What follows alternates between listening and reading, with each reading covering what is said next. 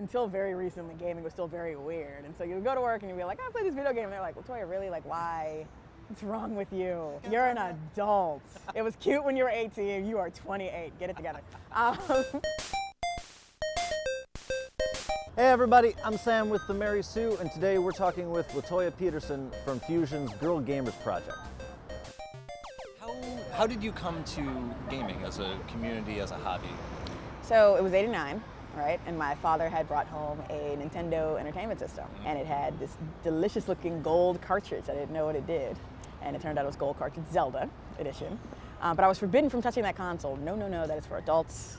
That is not for kids. Don't touch it. So of course, immediately I found all of the different opportunities I could to sneak into the room and to play with my little sister as my accomplice. And we just developed this love of gaming. At some point my father gave up and stopped trying to restrict us all from the game system. So he would just put his games away on a shelf and then give us games downstairs. And they were literally random. The first games I played were Abe's Odyssey, Oddworld, which is not, I wouldn't necessarily pick that for my teenage daughters, but all right.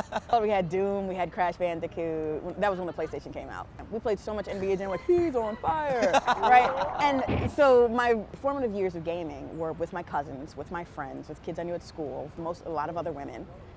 We were all girls at the time. And that kind of started it, this idea for me that girls gamed, of course we gamed, why wouldn't we game? What are you talking about? And it's continued from there. Let's fast forward to this year. Now you're doing the Girl Gamers Project for Fusion. So how did that come into being? Did you approach Fusion with the pitch, or was it the other way around? So the Girl Gamer series got started when I first came to Fusion. They were very interested in gaming, but they didn't really know what that was going to look like or what tone that would take.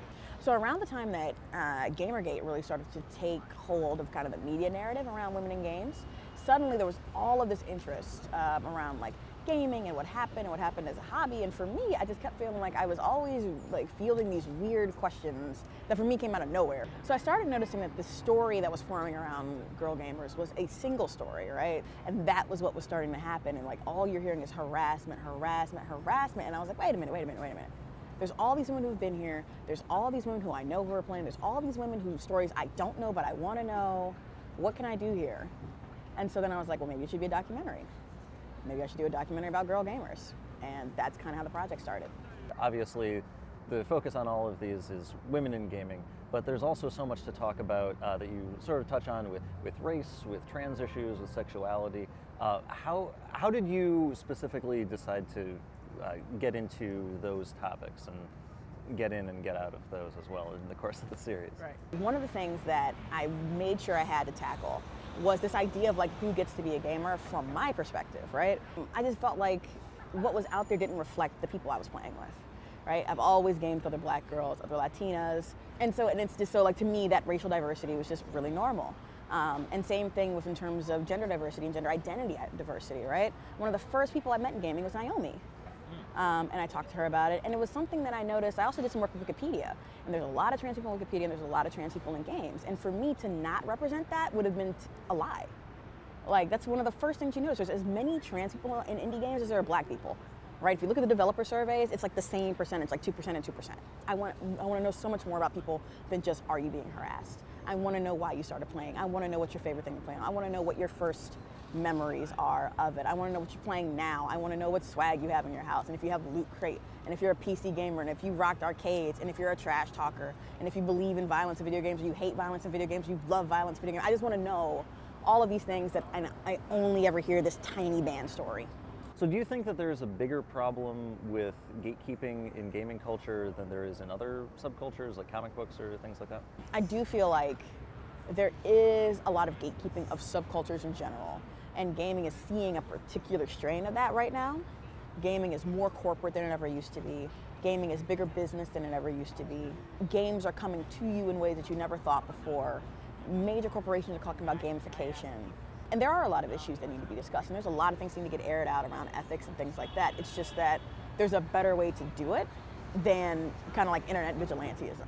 I feel like it's just human nature in some ways to feel like we are insiders and then to attack outsiders, whoever those outsiders may be. It's us and it's them, particularly around something of affinity, right? A lot of us who are old school geeks, we're geeks, got beat up. People said nasty things. It was just, it was very weird. Like, I think I'm of the last generation where anime was weird. And people were like, Japanime? Like, why would you be into hentai? Like, tentacle porn. Like, it was always like, I feel like it's about tentacle porn, but it's always like these strange things that people associated with it. And so I can see why now when like suddenly it's ascendant and then suddenly all people want to jump into the club, you're like, oh wait, stop, right? I understand that instinct, but I also feel like, gaming's tough enough to take it. Like, have some faith. It's a super important question.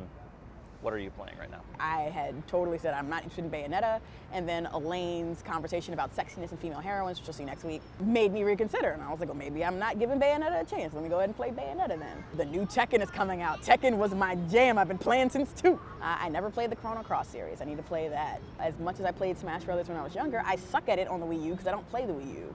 So now I need to get my Smash skills back up before I get embarrassed. So those are the things I'm playing. So you said that we might see a season 2 of Gear Gamers.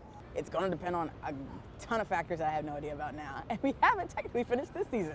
So let me finish this one, put that one in the can. And then hopefully, I hope next season, if we get one, that people will be willing to be a little weirder on this one. Come on a little more, let's talk about the ghost in the machine. Let's talk about art. You want to talk about the tentacle porn? Let's talk about the tentacle porn. Let's talk about reclaiming tentacle porn, which is a whole other thing. Let's talk about why Slave of God was so interesting. There's so much to explore here. There's so much. This is why I'm like, I am not talking about harassment, right? There's so much more in this world. And I feel like it just deserves to come out there. It deserves to have someone telling the story. Latoya, thank you so much for talking with me today. I really appreciate it. I appreciate it. Anytime you guys want anything, let me know. Great. Thanks so much. Thank you.